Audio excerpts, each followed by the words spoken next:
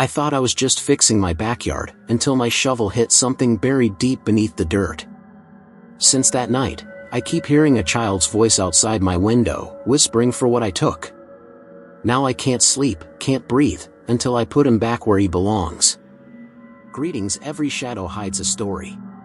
Welcome. Under the Bed. It happened behind my house on the edge of Maple Creek, Ohio, in late October last year, the week after the clocks changed. I was alone. My name is Austin, 40 years old, the kind of man who mows on Saturdays and forgets to replace the porch bulb until it burns out twice. A storm had crawled through the night before, the kind that throws branches like bones and leaves the yard sweating with mud. By morning the air tasted like wet iron. I stepped outside to check the fence and the power line, coffee cooling in my hand. The ground along the back fence had slumped into a shallow crease. The grass there never grew right, a strip that stayed patchy even in spring. I set the mug on a post, took a shovel from the shed, and started peeling away strips of turf. The soil moved easy, surrendered in dark slabs that fell apart on my boots. The smell rose up cold and mineral, the smell of cellars and old pipes. The shovel struck something that clicked instead of thudded. Not a rock. A corner. I cleared it with my fingers. Rust flaked under my nails. It was a small metal box, the size of a lunch pail, wrapped in what had once been fabric but now was only threads and blackened knots. Someone had tied it shut with twine that dissolved when I touched it. There was no lock, only a lid that refused and then gave all at once with a breath of trapped damp. Inside, on a bed of stained paper, lay a child's left shoe, scuffed brown leather with a broken lace.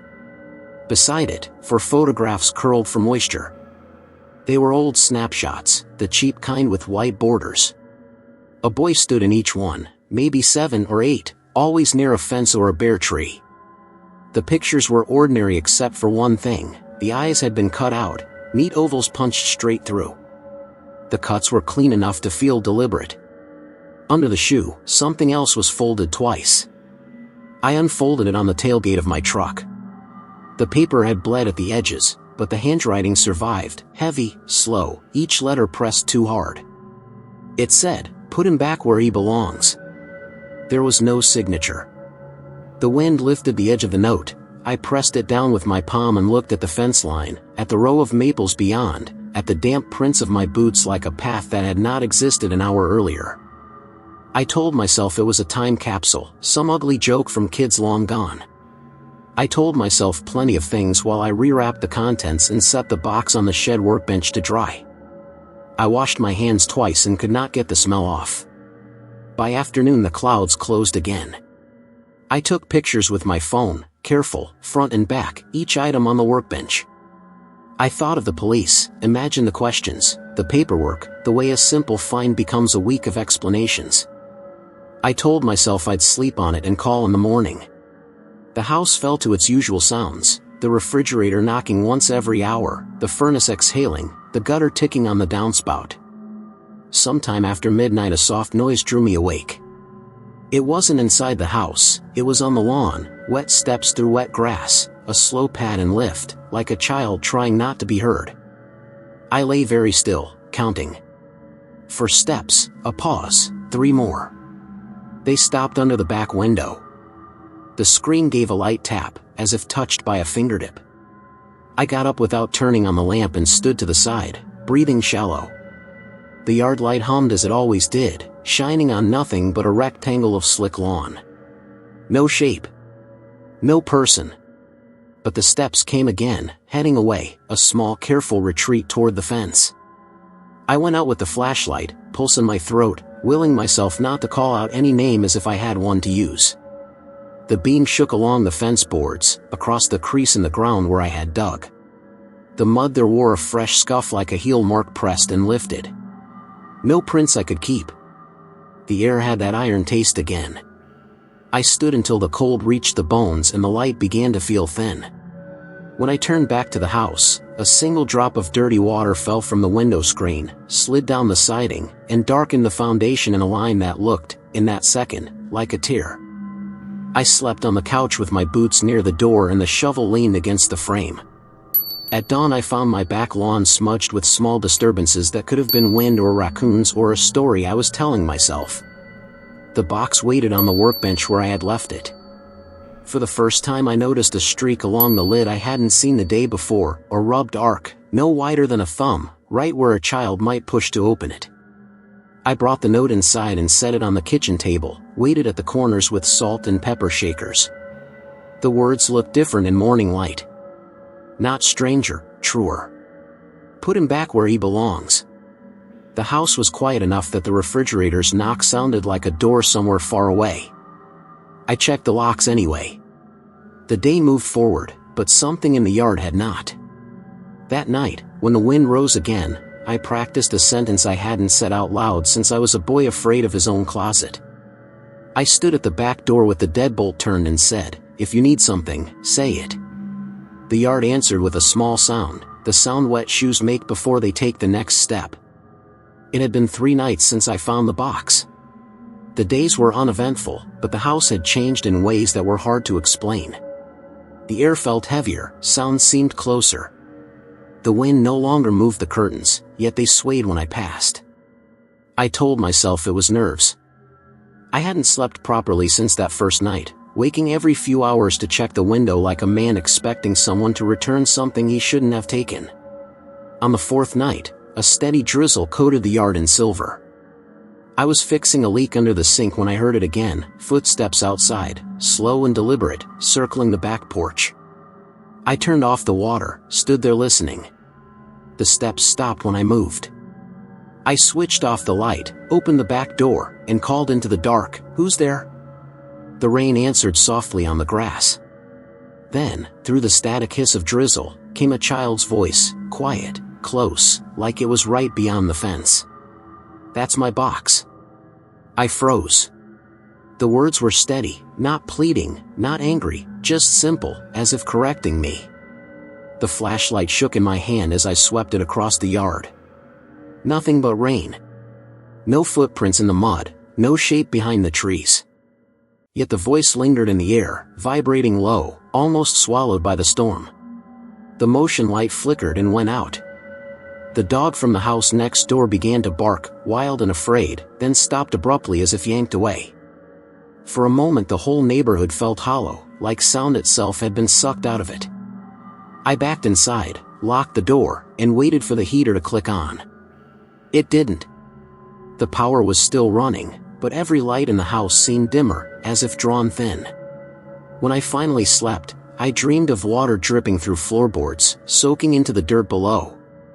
I woke at dawn to find condensation on the inside of my windows, little rivulets sliding down the glass as though the night had been breathing there. I stepped out to the yard before sunrise. The earth where I'd dug was uneven again, softer, the mud showing small depressions that looked almost like footprints but too small, too perfect. They led from the fence to the spot of disturbed soil and stopped there. I decided to rebury the box. It felt like the only thing that made sense. I carried it back to the same patch of earth, unwrapped the damp cloth, and saw that the photographs were now warped and blurred. The boy's missing eyes seemed deeper, darker, as if the cuts had widened in the night. I wrapped everything again, placed it in the hole, and shoveled the dirt until the ground looked whole. For the first time since finding it, I felt a flicker of calm. But that calm didn't last. When I stood up, I realized something was off. The back door was open. I was sure I had closed it. Inside, muddy drops trailed from the doorway to the kitchen table, where the note now lay. The one that had said, "Put him back where he belongs." The paper was dry, but the ink had changed. The last word, "belongs," was gone, replaced with something faint, written over the same line. It now said, "Put him back where he was." I sat down and stared at it for a long time. Outside, the rain stopped, and everything went silent except the faint creak of the porch boards, moving as though someone was stepping there again. I told myself it was just the wood settling, just the house shifting in the damp air. But then came the sound of breathing, slow, even, just on the other side of the door. When I pulled the curtain aside, there was nothing. Only the faint outline of a small handprint on the fogged glass. I wiped it away, but the mark stayed, etched faintly into the surface, catching the light whenever I passed. That night, I tried sleeping with the television on for company. The volume stayed low, a quiet murmur. Around 2 a.m., the screen blinked, just static for a moment, and a flash of something that looked like one of the photographs, a boy standing near a fence, the same fence behind my house. I shut it off and sat in the dark, listening to the hum of the house. A little before dawn, I heard the voice again, not outside this time, but faintly from under the floorboards, directly below my chair. "Why did you take it?" I didn't answer. I couldn't. My throat had closed, my body frozen as if the air itself held me still. I sat there until morning, until sunlight broke through the blinds and the ordinary world returned like it had just been pretending to sleep. When I finally dared to look outside, the soil I had covered was smooth and untouched, except for one new thing. A small indentation, the shape of a child's knee, pressed gently into the mud as if someone had been kneeling there in silence. I spent the next 2 days convincing myself that exhaustion was twisting my mind. The human brain could make patterns out of shadows and meaning out of noise, I knew that. Still, I couldn't shake the image of that small handprint on the glass. Every time I passed the back door, I saw it, faintly catching the light. I even tried washing the window with ammonia, but the mark wouldn't fade. It had sunk into the surface somehow, like it wanted to stay. On the third morning I decided to end it. I'd gather everything, photograph it properly, and take it to the police. They'd explain it, maybe trace it to some old property record or prank. That would be the end of it. I went to the shed where I had kept my phone and the few pictures I'd already taken. When I opened the photo gallery, I froze. The images were not the same. The one that had shown the box lying open on the workbench now showed fresh, wet soil. The one of the note was darker, as though it had been taken at night. In the picture of the old photographs, the boy's eyes, which had been cut out, were there again. Only now, they looked straight at me. The air in the shed felt dense, like every breath was being filtered through water. I stepped outside, gulped the cold air, and checked my phone again. The photos hadn't changed back. I tried to delete them, but the screen froze for a full 10 seconds before the device restarted itself. When it powered on, the photos were gone, all except one.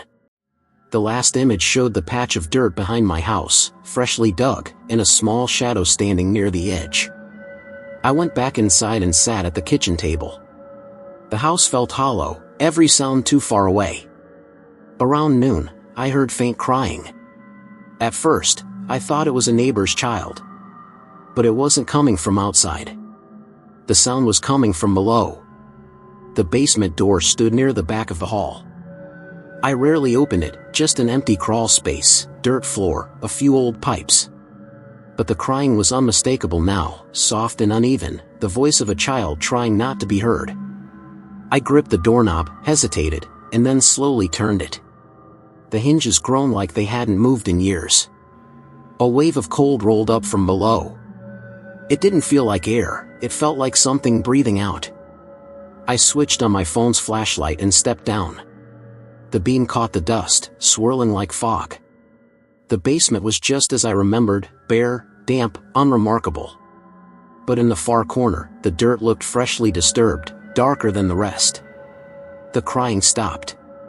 Then came 3 soft knocks, from beneath the ground. I stumbled backward, hitting my head on the low beam above. The sound stopped the moment I reached the stairs. I climbed out, slammed the door, and pushed a chair against it as if that could keep anything from coming up. I stood in the kitchen, shaking, for a long time. The house was silent again. I told myself it was pipes, maybe an animal under the foundation. I even called a pest service, scheduling an inspection for the next morning. That night, I tried to distract myself by watching television.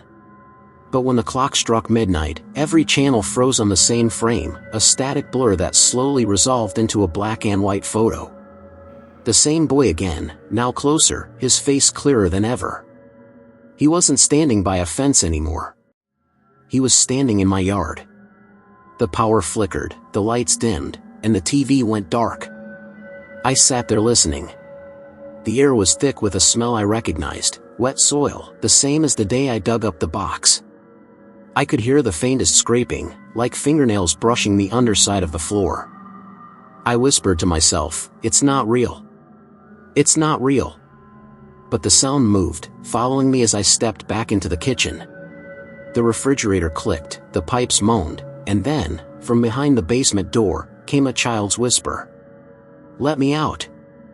I didn't sleep at all. I sat in the living room until dawn, every light on, waiting for the first sound of birds outside, proof that the world still existed beyond my house. When morning finally came, I unlocked the basement door and looked down. Everything was silent again. The dirt in the corner looked untouched, but in the middle of the floor was something new, a small footprint, pressed deep and facing the stairs. I closed the door and locked it. For the first time in years, I wished someone lived with me. Silence had never felt so alive. The man from the pest control company never came. I called twice, but each time the line went dead after a single ring. That morning the sky was the color of old concrete, and the air hung still, as if even the wind didn't want to move near my house. I made coffee but couldn't drink it. The taste of dirt still clung to the back of my throat, no matter how many times I brushed my teeth. When I finally stepped outside, I noticed the basement window half buried under the siding was open. Just an inch, but enough to let the smell of soil drift up. I knelt and peered inside. The beam of light barely reached the floor, but it caught something faint, wet footprints leading from the far corner to the bottom of the stairs. Small, bare, perfectly shaped. I slammed the window shut and backed away. Inside, the air was colder than it should have been. My phone sat on the counter, flashing a missed call from an unknown number. I pressed play on the voicemail, expecting silence. Instead, I heard a child breathing, slow and steady, followed by one whisper, "It's cold down here." That was enough. I needed proof that I wasn't losing my mind. I bought a motion camera from the hardware store and set it in the backyard, pointing straight toward the patch where I had buried the box. The setup took less than 10 minutes. I told myself I'd have an answer by morning, some animal, a trick of light, anything that made sense. That night I forced myself to sleep. Around 3 a.m., I woke to the dog next door howling again, sharp and desperate. Then silence. The quiet felt wrong, heavy like it was pressing down on the roof. I turned on my phone to check the camera feed. The screen flickered for a few seconds before the image stabilized. At first it showed only the fence and a faint haze of fog. Then movement. A figure stood at the edge of the yard, barely visible through the mist. Small shoulders. A thin frame. It didn't move like an animal, it just stood there, watching. The outline became clearer, and my stomach turned cold. It was a child, maybe 7, barefoot, clothes dark and wet. He was facing the camera. His head tilted slightly to one side, as if curious. Then the feed cut to static. I sat frozen for a full minute before replaying the footage. This time, when the image cleared, the child was closer, standing right at the patch of dirt, looking down at the ground. He stayed that way for 30 seconds, then lifted his head toward the camera again. His face was pale, and the eyes, though blurred, were darker than the rest of him, 2 hollow spaces where light refused to stay. By morning I drove to the town library, desperate for an explanation. I asked the oldest librarian if she knew anything about the property. She led me to a man named Walter, a retired historian who spent most days cataloging old maps. When I mentioned my address, his face tightened. "That land used to belong to St. Mary's Orphan Home," he said. "It burned down in '72. They said everyone got out except one boy. The records never named him, just listed a missing child." My hands felt numb as I drove home. The sky had turned the color of lead, and the house seemed smaller than before. I didn't go inside right away. I sat in the truck with the engine running, staring at the windows, half expecting to see a small shape watching from one of them. When I finally entered, the house greeted me with silence. The chair I had wedged against the basement door was toppled over. The door stood open. I could see the bottom of the stairs. The same footprints marked the dust, tiny, fresh. I called out, "Who's there?" My voice echoed into the hollow below. No reply. But after a moment, a whisper floated up, soft, rhythmic, like words caught between breaths. I couldn't make them out until I stepped closer. "You took me out, now you have to stay." The whisper wasn't angry, only certain. The lights flickered, and I felt a wave of cold air rush past my legs as if something small had brushed by. I ran outside, heart pounding. Through the basement window, I saw him for the first time, standing in the far corner, hands at his sides, face turned toward the wall. He wasn't moving. I called the police. They searched the entire basement, the yard, the surrounding lots. Nothing. No sign of anyone, the officer said. "Footprints are just from you." But when they left, I looked again through the window. The corner where the boy had stood was darker than the rest of the room, and the air inside shimmered faintly, like heat over pavement. That night I didn't turn on the lights. I sat in the dark, listening to the wind brush the siding. Somewhere below, faint and hollow, something moved. I could hear it scraping softly, like small hands digging. I didn't leave the house for 2 days after the police visit. Every sound became a reminder. The hum of the refrigerator felt like breathing, the creak of the floorboards like footsteps pausing just behind me. The basement door stayed closed, but the air seeping from beneath it was always cold, smelling faintly of wet soil. I barely ate. I didn't sleep. It wasn't fear anymore, it was a kind of waiting. On the third night, I sat at the kitchen table staring at the photographs. I had printed the ones from my camera feed before they vanished, the boy by the fence, the same patch of earth behind him. I spread them out in a line, and for the first time noticed something that hadn't been there before. In the last frame, his hand was raised slightly, pointing, not at me, not at the camera, but at the exact spot where I'd buried the box. It felt like instruction. Not threat, not anger, just a demand to set something right. The note's words echoed in my head, "Put him back where he belongs." I realized I had buried his things, but not him. Not what was left of him. I waited for dawn, though it never really came. The sky was dull gray, the air still. I gathered the shovel, the box, the note, and a small lantern. The yard was soaked from overnight drizzle, the ground gave way easily under the blade. I dug until I reached the darker layer of soil, the place where I'd first found the box. The earth moved differently now. Softer. As if something beneath was breathing with each thrust of the shovel. When the hole was deep enough, I opened the box. Inside, the shoe and photos had changed again. The boy's eyes were no longer hollow or dark, they were peaceful, closed as if in sleep. I placed the box carefully inside the ground and whispered, "I'm sorry." The wind rose the moment the dirt covered the lid. It howled through the fence slats, shaking the branches overhead. Then, just as suddenly, it stopped. The silence that followed was thick and absolute. I turned to go back inside, but there was movement at the edge of the yard. The boy stood there, clearer than ever, though pale as frost. He wasn't frightening now. He just looked at me, calm, head slightly tilted the way children do when they're trying to understand. I couldn't speak.